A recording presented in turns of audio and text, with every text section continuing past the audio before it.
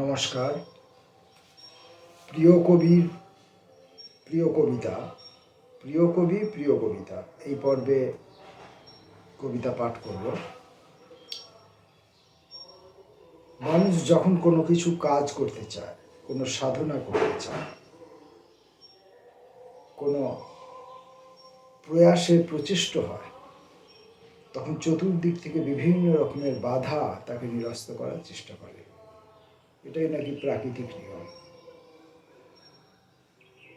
এখন যিনি সবল ব্যক্তি, তিনি দুহাতে সে সমস্ত বাধাকে সরিয়ে দিয়ে তার কাজ সুসম্পন্ন করে ফেলেন অবশেষে। কিন্তু আমার মতো দুর্বল ব্যক্তির কি হবে, সে নিয়ে আমি খুব চিন্তিত। প্রতিদিনকার যে দৈনন্দিন সংসার যাপনের মানুষের যে সমস্ত আওয়াজ শব্দাবলী থাকে, সেসব তো আছেই। তার সঙ্গে আজকে আবার মহাপ্রভু শিবকে নিয়ে তার গুণকীর্তন এবং শিবের জন্য তার ভক্তবৃন্দের আর্তনাদ আজকে আকাশ বাতাস মুখরিত করবে। এরই মধ্যে আমাকে কবির মনোনীত নির্বাচিত তার প্রিয় শব্দগুলি এই সব আওয়াজের ভেতরেই পুঁতে দিতে হবে। এটাই আমার আজকের কাজ। চেষ্টা করব কবির আশীর্বাদ প্রার্থনীয়। কবি বিমান মাঝি, আজকের প্রিয় কবি বিমান মাঝি, তার কয়েকটি প্রিয় কবিতা পড়ব। এখন এই প্রিয় কবিতাগুলি তাঁর, নাকি এই প্রিয় কবি প্রিয় কবিতা তৃণা চট্টোপাধ্যায় যিনি সম্পাদনা করেছেন তাঁর, সে সম্পর্কে আমি নিশ্চিত নই। যাই হোক, পড়ি। রবীন্দ্রনাথ। শান্তিনিকেতনে এসে কেউ বৃক্ষকে প্রণাম করে না। বাস থেকে নেমে দুরন্ত গতিতে দৌড়ে ছুটে যায় না কেউ, অথচ বৃক্ষ সুধাময় হাসি হাসে। তাদেরই কল্যাণে সারাক্ষণ ছায়াটি বিছিয়ে রাখে পথে। এ যাবৎ কাউকে দেখিনি বলতে, আহা কি সুস্বাদু রাঢ়ী উপভাষা। কোনো সভা তোলেনি প্রস্তাব, চলো দেখে আসি প্রতিবেশী সাঁওতালেরা সকালে বিকালে খায় কি। নাকি তারা সরে যাচ্ছে খালি হাতে ক্রমশ দূরের দিকে আরো। পুকুরে জলের কাছে অনেকেই যায়, জলের খুব কাছে তারা যায়, আয়নার মতো জল ব্যবহার করে, কিন্তু কখনো জল ছুঁয়ে দেখবার ইচ্ছেও প্রকাশ করে না। শান্তিনিকেতনে হঠাৎ বৃষ্টি এলে সকলেই কিরকম সংকুচিত হয়। একলা সবর, একলা সবর, একলা সবর একাকী সবর। একলা সবর একাকী সবর এবন ওবন বেড়ায় ঘুরে, মত্ত সবর মত্ত নাগর সবরই সঙ্গ যাপন করে। হৃদয় তার কুঠার ধার তাম্বুল আর কর্পূর খায়, কণ্ঠে ধারণ বিভূতিভূষণ রাত্রি কাটায়।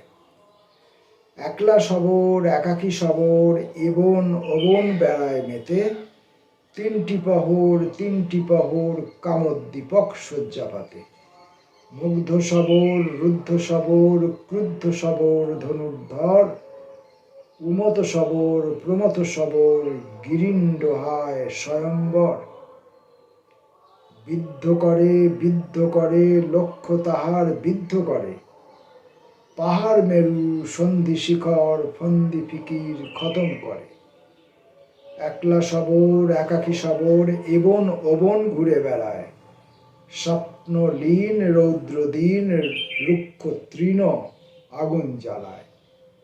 একলা সবর একাকী সবর উমত সবর ভ্রমণ করে, বারানাবতে সবর পড়ে। পরবর্তী কবিতা দান্তের প্রেতেরা।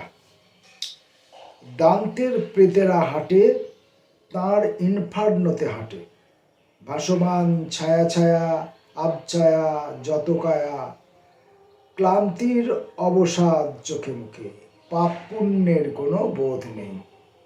ভ্রষ্ট তারা স্বর্গলোক থেকে, পাপী তাপী সব অন্তরে মৃত। স্বর্গকোণ ছাড়, নরকেও ঠাঁই নেই, ত্রিশঙ্কুও নয়। মঙ্গল বুদ্ধিহীন এক পাল অতৃপ্ত প্রেত। তারা পথে পথে মেষ শাবকের মতো ঘোরে, হুবহু মানুষের মতো দেখতে, কিন্তু মানুষ নয়।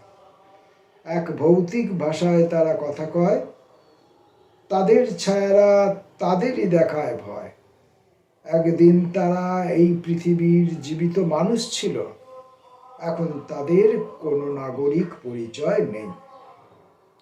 তারা এখন অশরীরী, প্রেতজনী, শ্মশানের ভূত। চোখে আছে সব, চোখ আছে সব দেখতে পায়, কান আছে সব শুনতে পায়, কিন্তু স্বর নেই, প্রতিবাদ নেই, মাঝে মাঝে কলরব করে। সেই কলরবে ভৈরব মিশে যায়, পশুরব মিশে যায়। বেঁচে আছে কোনো মতে নীতিহীন, প্রীতিহীন, স্মৃতিহীন এই সব প্রেত মূর্তি এক বিচ্ছিন্ন ছায়ালোকে একা একা থাকে। ভদ্র শবর। ভদ্র শবর শবরী পা রাত্রে শোয় স্বপ্ন খাটে। ভদ্র শবর শবরী পা রাত্রে শোয় স্বপ্ন খাটে।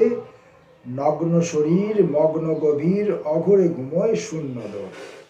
পূর্ণ চাঁদ কুমারী ফাঁদ, ভাসছে মুখ, মারছে চোখ। রাখলো হাত জবার পাত, বলছে সুখ ক মাস তোর। ব্যাঙের সার ক্রমশ বাড়ে, সুধায় সবর সন্ধ্যাকালে। তাল বাকড়ার ছাইলে চাল, বৃষ্টি পড়ে কি রাত্রিকালে। ভর্তি ঘর নারী মুখর, কিন্তু নর বাক্যহীন।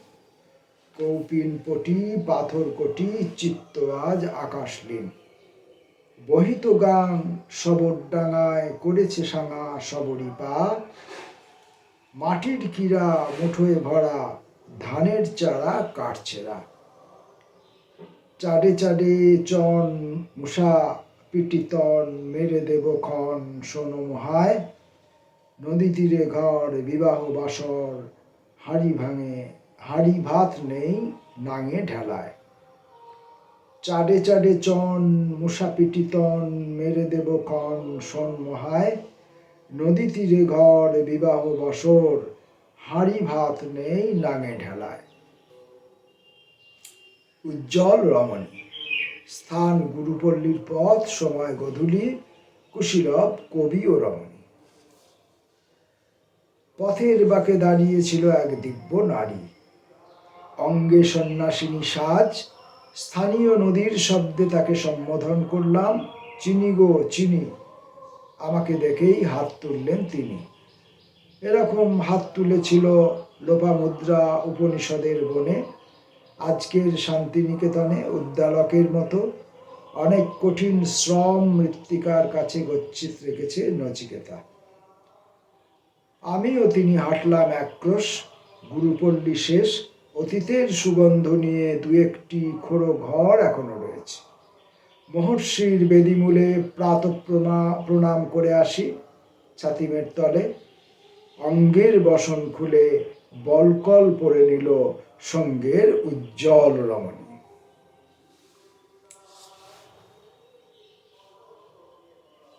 আচার্য দ্রোণ অথবা সুকুমার সেন, যাকে বিদায় দিতে আমরা আজ ধূপ ও গন্ধ নিয়ে এখানে উপস্থিত হয়েছি, তিনি ছিলেন আমাদের প্রতিষ্ঠানের এক মহান পুরুষ।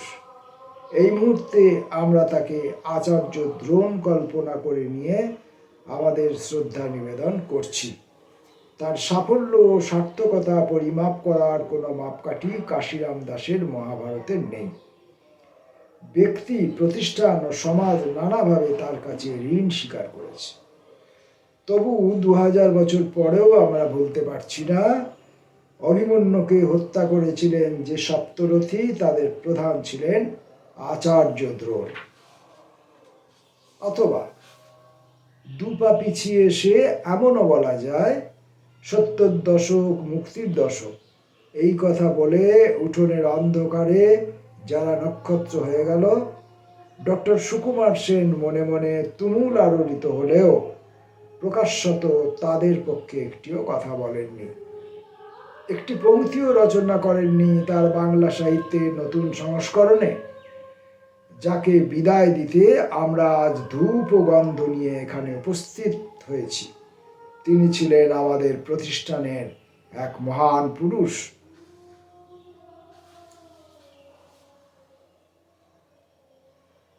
আসছে বছর বৃষ্টি হবে, এবছর মাটিও খরা, এবছর নদীও মরা, ভরা যৌবনেই রুগ্ন কাঠ, ঝরা শ্রাবণেই শুকনো মাঠ। এবছর গুরু উরু, কোমর সরু, নিতম্ব ভারী, কোনো মেঘের দেখা নেই। উচ্চকুচ কদম্ব বিকচ, কোনো ফুল নেই। নিক্কণে সিঞ্চনে দুরু দুরু করে ওঠে বুক, না তাও করে না। বৃষ্টির সে কি সুখ, বৃষ্টির ভেতরে দেখি তোমার আলোকিত মুখ, হায় সে সুখও নেই, সে মুখও নেই। বৃষ্টি আসে ফি বছর, আসে ঘাসে আর দীর্ঘশ্বাসে, লিভ টুগেদার যুগলের পাশে এসে বসে। ওরা বৃষ্টির স্পর্শ সুখ চায়, ওরা বৃষ্টির সঙ্গ সুখ চায়, কিন্তু সহবাসেও আনন্দ নেই, এবছর বৃষ্টির অসুখ। এবছর বাতাসে কেবলই ধোঁয়া, আকাশে কেবলই রোঁয়া, বৃষ্টিহীন রাতে উত্তপ্ত বিছানায় শুধু পাশ ফিরে শোয়া। আসছে বছর বৃষ্টি হবে, আসছে বছর বৃষ্টি হবে, খাল বিল পুকুর জলা, নদীও হবে রজস্বলা। কবি বিমান মাঝির কবিতা পড়লাম। বাইরে থেকে আসা শব্দের, বিস্তৃত শব্দের যে ক্ষেত্র, তার উপরে বিমান মাঝির নির্বাচিত প্রিয় শব্দগুলি পুঁতে দেওয়ার চেষ্টা করেছি। জানি আমার অযোগ্যতা অনেকখানি, সেই সব অযোগ্যতা নিয়েই আমি কবিকে প্রণাম জানাই। নমস্কার।